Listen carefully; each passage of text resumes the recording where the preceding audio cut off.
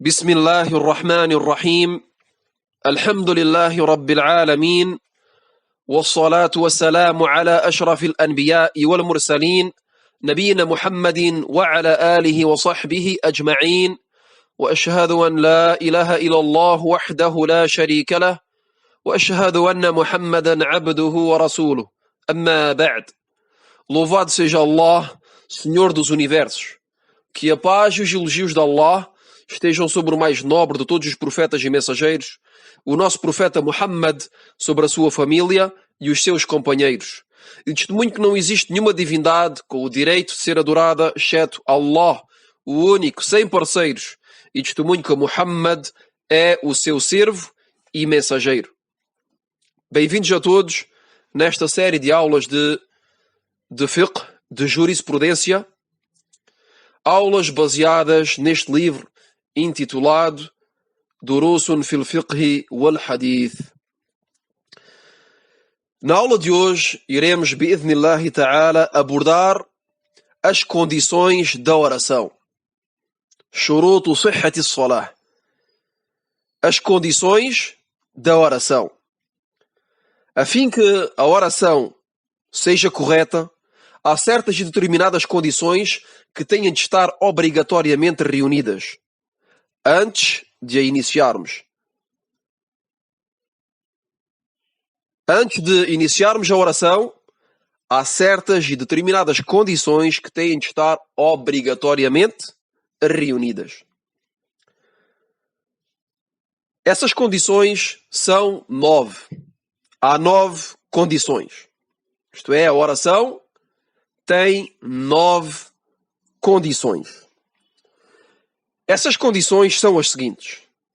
Awalan, al-Islam.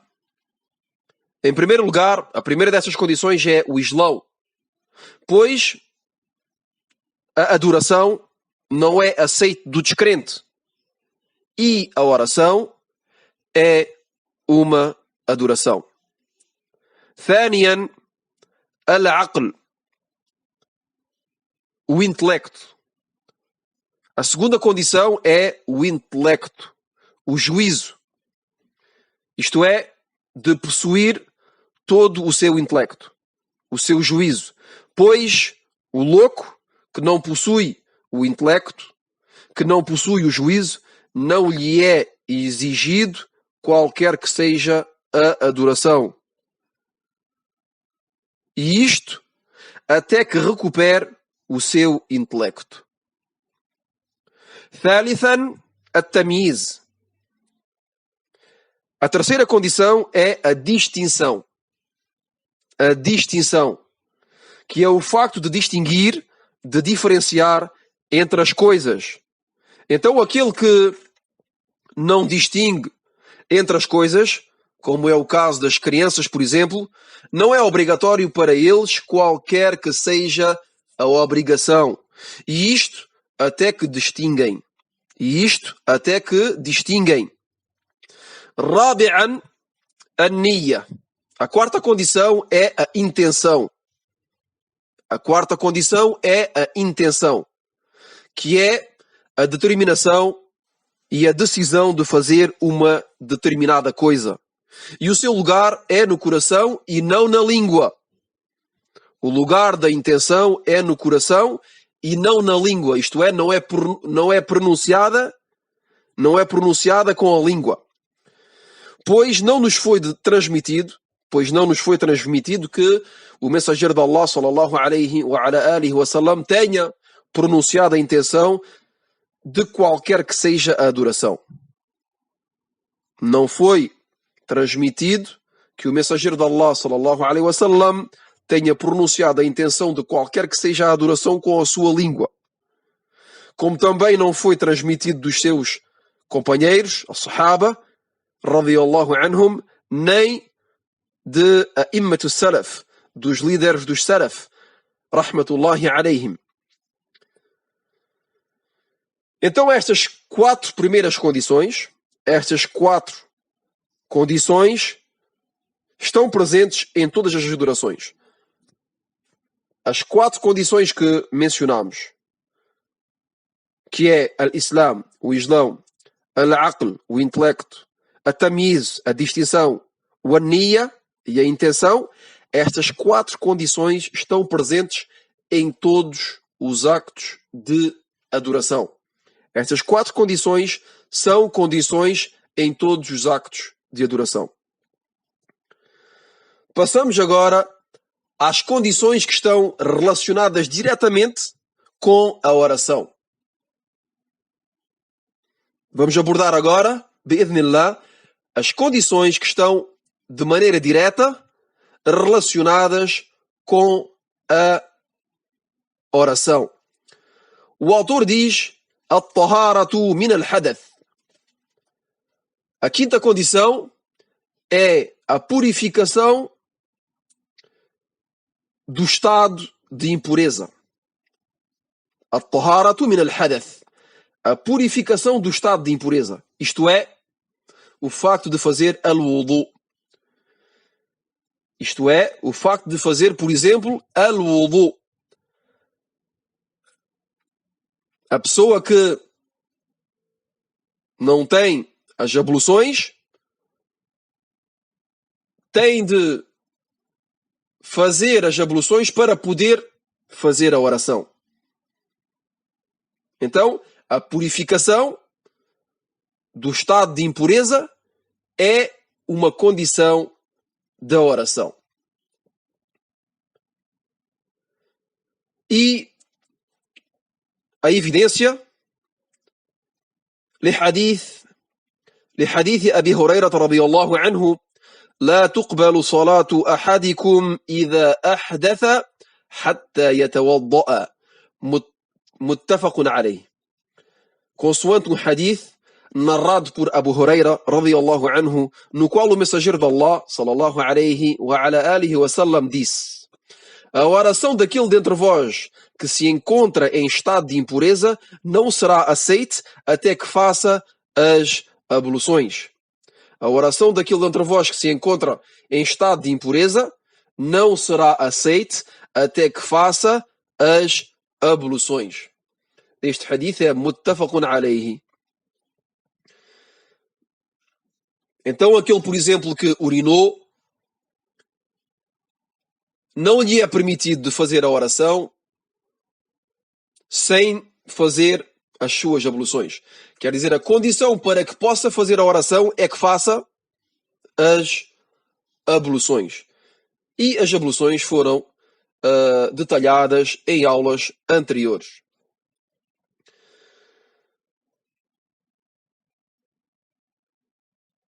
سادسا دخول الوقت. A 6ª condição é a entrada da hora. A entrada da hora, isto é, a entrada da hora da oração. No caso das 5 orações obrigatórias, que têm tempos determinados. Isto é, uma hora de entrada e de saída.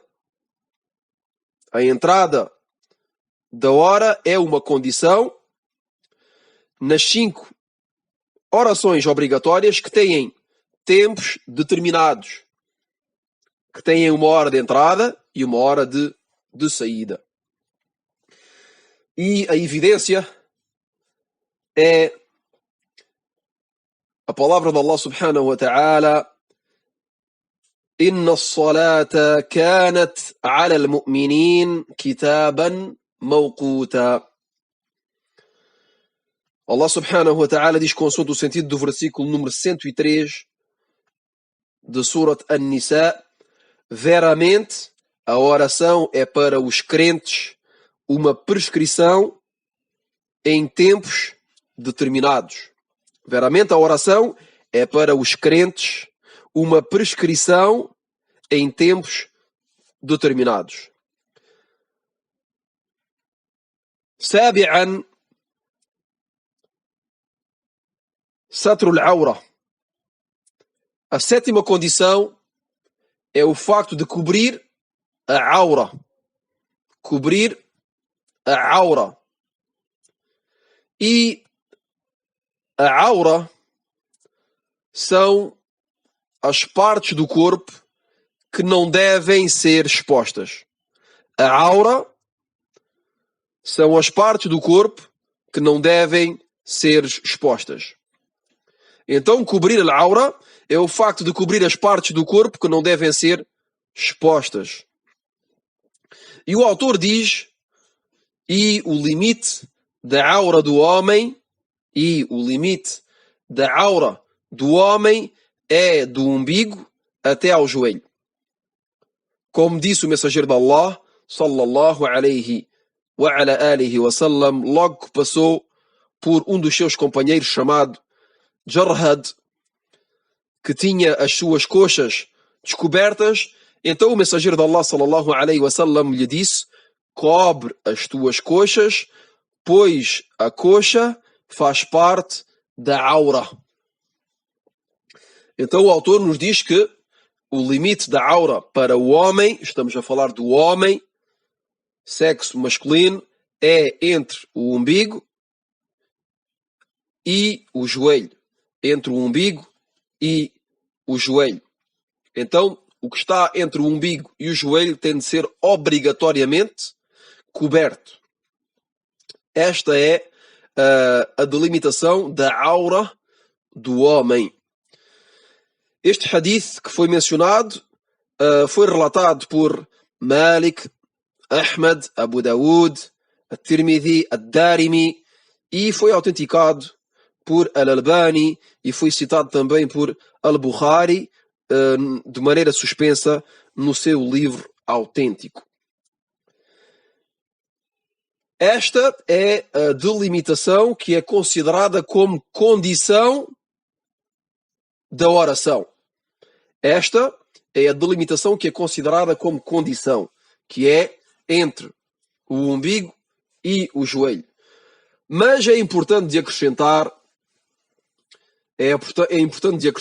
mesmo se o autor não mencionou, que os homens devem de cobrir também o busto e os ombros.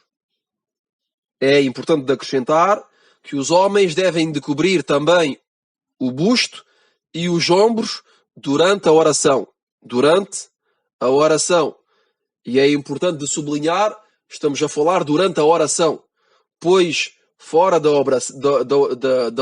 oração não lhes é obrigatório de cobrir o busto e os ombros. Isto é, o busto e os ombros não é uma aura do homem, não é uma parte que não pode ser exposta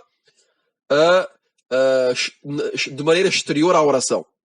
Isto é, durante a oração, o homem deve de cobrir também o busto e os seus ombros.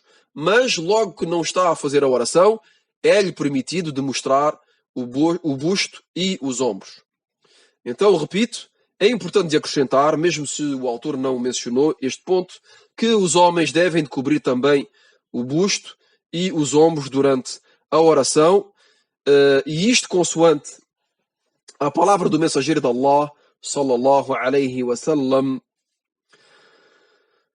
que disse que nenhum dentre vós faça a oração coberto com uma só peça de roupa sem cobrir os seus ombros.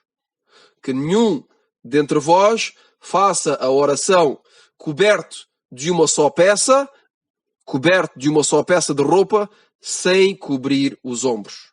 عن أبي هريرة رضي الله عنه أن رسول الله صلى الله عليه وسلم قال: لا يصلي أحدكم في الثوب الواحد ليس على عاتقيه منه شيء متفق عليه. Este hadith é متفق عليه, e o sentido do hadith é que nenhum dentre vós faça a oração com uma única peça de roupa que cobre unicamente entre o umbigo e o joelho, e com o busto e os ombros descobertos. E é importante também de mencionar que isto é consoante a capacidade de cada um. A pessoa que não tem dinheiro, é pobre e que tem unicamente uma peça de roupa que cobre entre o umbigo e os joelhos e que não encontra mais nada, neste caso não lhe podemos impor aquilo que ele não pode suportar. Mas, de maneira geral, hoje em dia, mesmo as pessoas que são mais pobres têm peças de roupa que podem cobrir o busto e os ombros também. Então, este hadith é importante mencionar, e como veem, é um hadith que é muttafaqun alayh, que não há qualquer dúvida sobre o facto que é autêntico. Então achei bom de mencionar este hadith. Mas, repito mais uma vez, aquilo que é considerado como condição na oração, aquilo que é considerado como a aura para o homem durante a oração é entre o umbigo e o joelho. Mas, como os sábios dizem, convém e é um dever para o homem de cobrir também o seu busto e os ombros consoante a sua capacidade. Quanto à aura da mulher, o autor agora fala da aura da mulher durante a oração. E estamos a falar bem durante a oração. Então o autor diz que quanto à aura da mulher durante a oração é a totalidade do seu corpo, exceto a cara e as mãos. A aura da mulher durante a oração é a totalidade do seu corpo, exceto a cara e as mãos.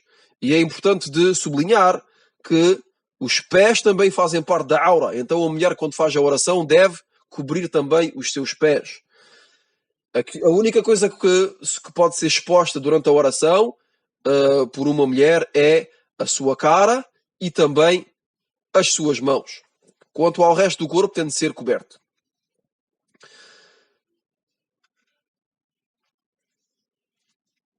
E a evidência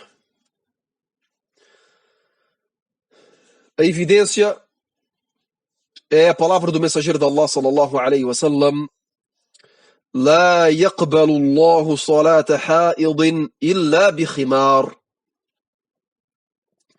O mensageiro de Allah sallallahu alaihi wa ala alihi wasallam disse: Allah não aceita a oração de uma mulher puber, isto é, que atingiu a puberdade, senão com um rimar. Allah não aceita a oração de uma mulher puber, senão com um rimar. Este hadith foi narrado por Aisha radiyallahu anha e foi relatado por Abu Dawud, At-Tirmidhi e Ibn Majah e foi autenticado por Al-Albani.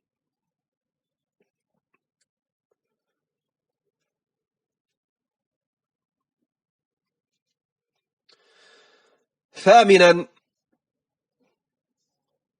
طهارة الثوب والبدن والمكان الذي يصلي فيه. A oitava condição mencionada pelo autor é a purificação do corpo, do vestuário com o qual oramos e do local onde oramos. A oitava condição da oração é a purificação do corpo, a purificação do nosso corpo,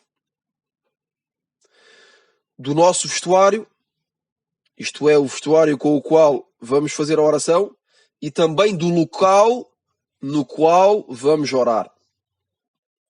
Isto é, antes de iniciarmos a oração, é obrigatório de purificar o nosso corpo, as nossas roupas e o local da oração, de qualquer que seja o tipo de impureza.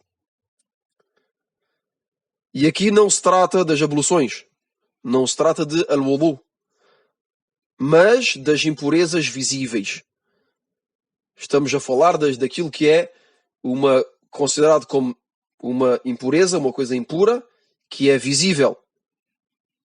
E tratámos em aulas anteriores o capítulo das impurezas e mencionámos, por exemplo, a urina, os excrementos, o sangue do período de menstruação, a carne de porco, etc. Então tudo isto é considerado como uma impureza. Então, por exemplo, se a pessoa tiver feito o al-wudu, a pessoa fez as abluções, está pronta para fazer a oração, mas que veio a ser atingida por uma impureza, que seja na sua pele, na sua roupa ou que seja o local no qual vai fazer a oração. É obrigatório de limpar, de purificar, que seja a pele, o vestuário ou o local no qual vamos fazer a oração, desta impureza que veio cair neste local. Deve ser lavado. Se for, por exemplo, a pele, temos de lavar o local da pele onde caiu a impureza. Se for na roupa, temos de limpar o local onde a impureza caiu. E se foi o local onde vamos fazer a oração, então é obrigatório de limpar o solo ou o local onde caiu a impureza. E a evidência é a palavra de Allah subhanahu wa ta'ala: وَثِيَابَكَ فَطَهِّرْ. A evidência é a palavra de Allah subhanahu wa ta'ala, consoante o sentido do versículo número 4 de Surat al-Mudaththir: e as tuas roupas purifica-as. E as tuas roupas purifica-as. E a segunda evidência mencionada pelo autor nesta condição é Hadith al-A'rabi. Hadith al-A'rabi. لحديث الأعرابي الذي بال في المسجد فقال النبي صلى الله عليه وعلى آله وسلم صب عليه ذنوبا من ماء. A segunda prova é a narração do beduíno que urinou na mesquita. Então o mensageiro de Allah sallallahu alaihi wa ala alihi wa sallam disse: derramem um balde de água sobre a urina. Este hadith foi relatado por Al-Bukhari. Então, a mesquita, como sabemos todos, é um local de oração, é o local onde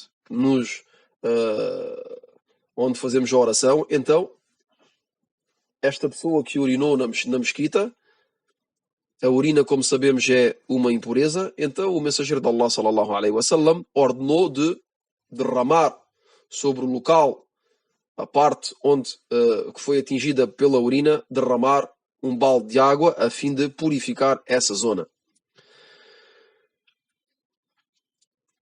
تاسعا استقبال القبلة. A nona e última condição é a orientação em direção, ou a orientação em rumo da Qibla, da Kaaba. É a orientação em direção da Qibla, da Kaaba. E a evidência, a prova é a palavra de Allah subhanahu wa ta'ala: فَوَلِّ وَجْهَكَ شَطْرَ الْمَسْجِدِ الْحَرَامِ وَحَيْثُ مَا كُنْتُمْ فَوَلُّوا وُجُوهَكُمْ شَطْرَهُ. A evidência é a palavra de Allah subhanahu wa ta'ala, consoante o sentido do versículo número 144 de Surat al-Baqarah: volta então a tua face rumo ao Masjid al-Haram, isto é, em direção da mesquita sagrada da Meca. E onde quer que estejam, voltem as vossas faces para o seu rumo. Repito, voltem então a tua face rumo ao Masjid al-Haram, e onde quer que estejam, voltem as vossas faces para o seu rumo.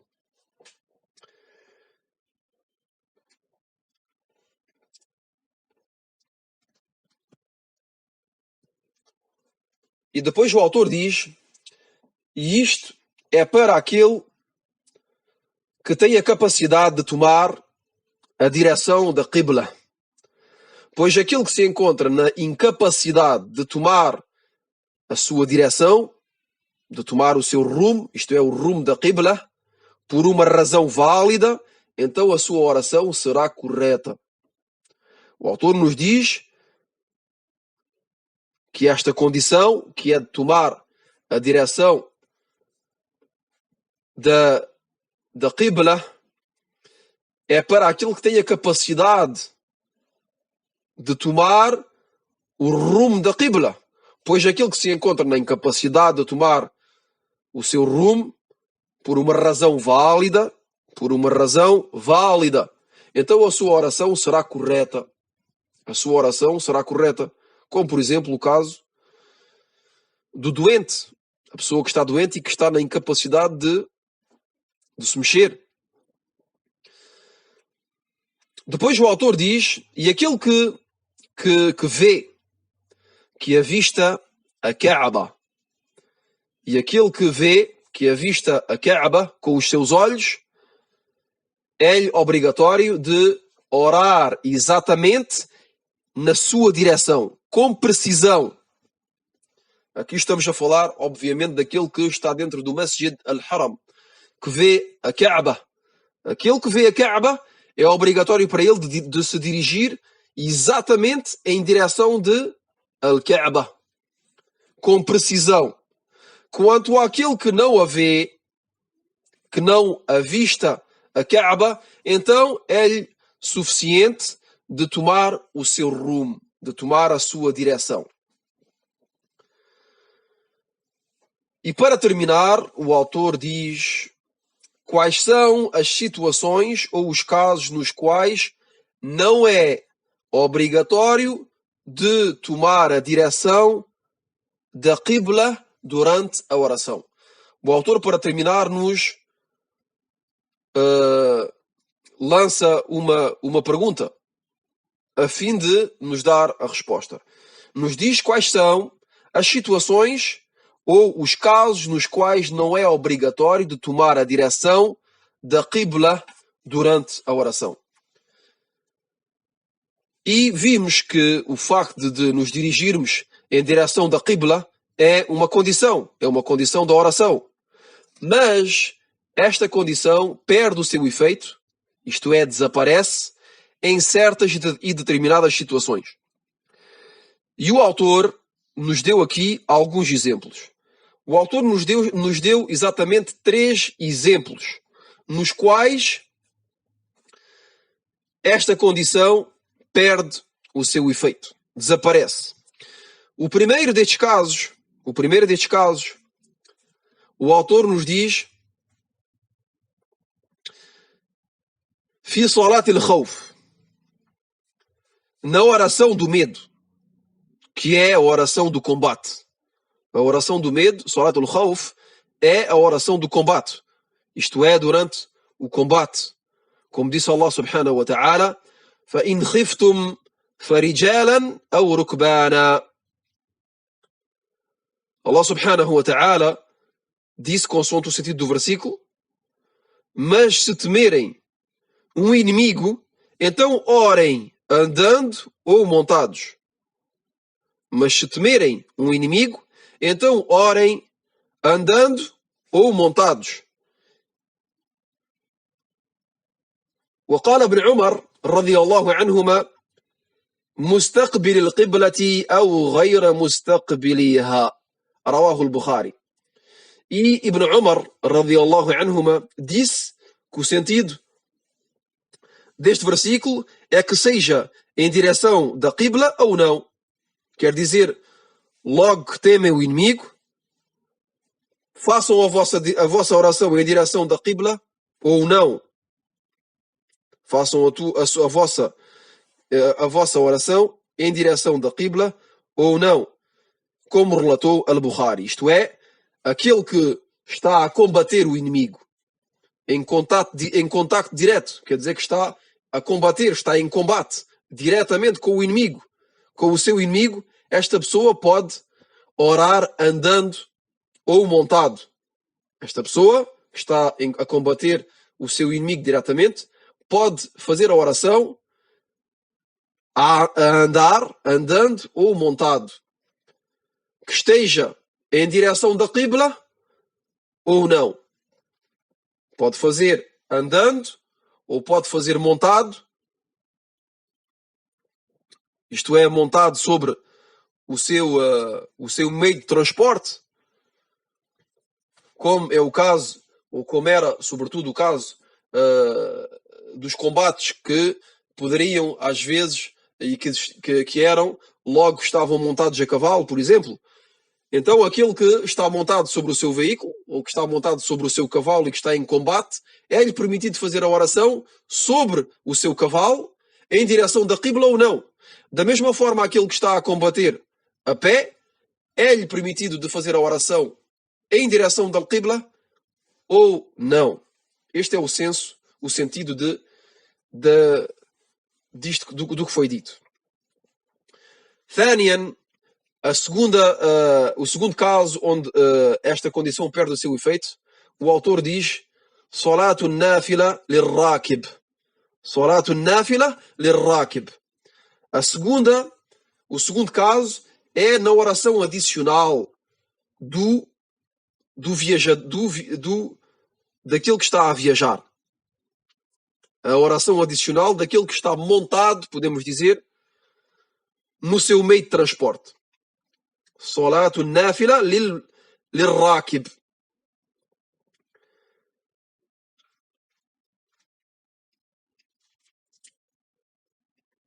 Isto é, por exemplo, para aquele que está a viajar.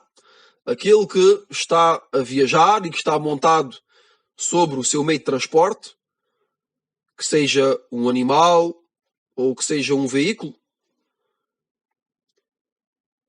não lhe é obrigatório de orar, de fazer a oração adicional. Não estamos a falar da oração obrigatória. E aqui é importante sublinhar este ponto.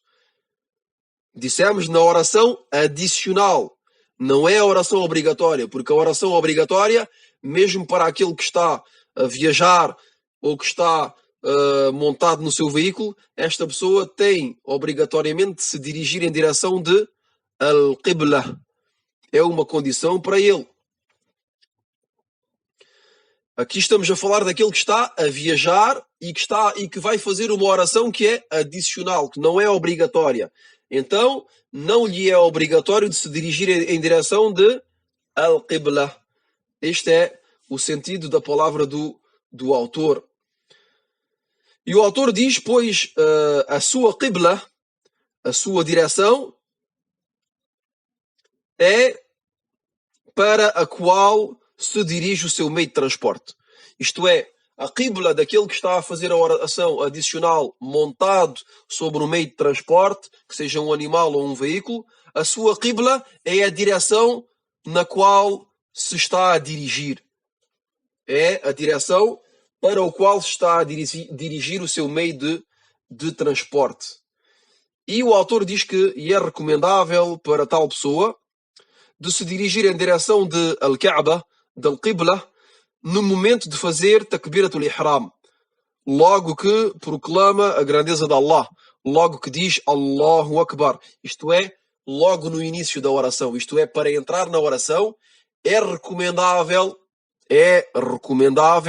isto quer dizer que não é obrigatório, é recomendável que a pessoa que está sobre o seu meio de transporte, a viajar, a fazer uma oração que é adicional, de se dirigir em direção de Al-Kaaba, de Al-Qibla, se dirigir em direção de Al-Kaaba e fazer Takbirat al-Ihram, dizer Allahu Akbar. E depois de ter entrado na oração, ter dito Allahu Akbar, depois de ter iniciado a oração, depois poderá continuar a sua oração em direção à qual se dirige o seu meio de transporte. Isto é recomendável, quer dizer que não é obrigatório. A pessoa pode fazer Takbirat al-Ihram mesmo se não está em direção de Al-Qibla, mas é melhor de o fazer, é recomendável. É recomendável. Então a pessoa, por exemplo, está sobre o seu meio de transporte, decide fazer uma oração que é adicional, a pessoa sabe que a Qibla é em tal direção, então a pessoa põe o seu meio de transporte em direção de Al-Qibla, diz Allahu Akbar, entra em oração e depois se dirige na direção que tinha tomado na sua viagem, no seu caminho. ثالثا, a terceira e o último caso onde esta condição perde o seu efeito, يقول المؤلف العاجز عن استقبالها كالمكروه كالمكره والمريض. كالمكره والمريض. Então o autor nos diz que o terceiro caso onde não é uma condição de que a pessoa se dirija em direção da Al-Qibla é no caso daquele que se encontra na incapacidade de se dirigir em direção da Al-Qibla.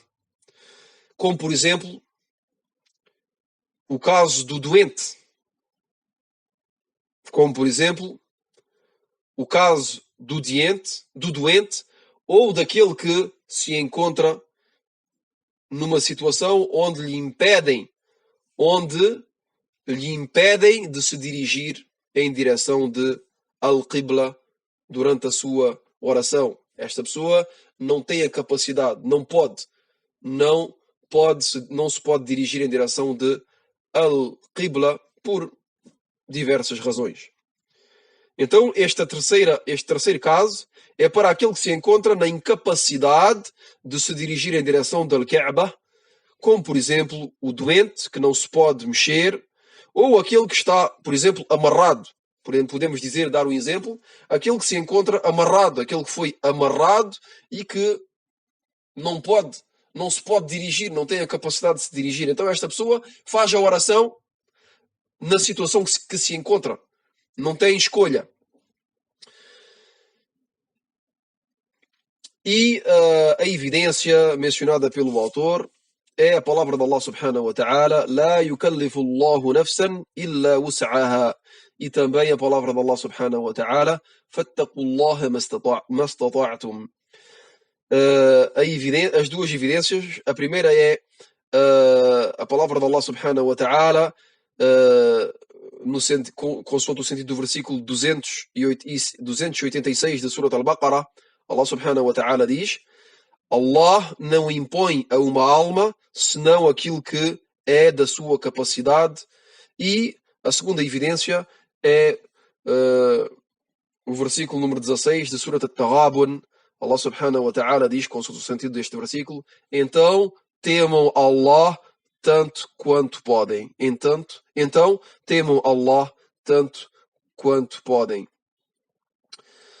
Ficamos por aqui. والله أعلم وبالله التوفيق وصلى الله وسلم وبارك على نبينا محمد وعلى آله وأصحابه أجمعين. سبحانك اللهم وبحمدك أشهد أن لا إله إلا أنت أستغفرك وأتوب إليك.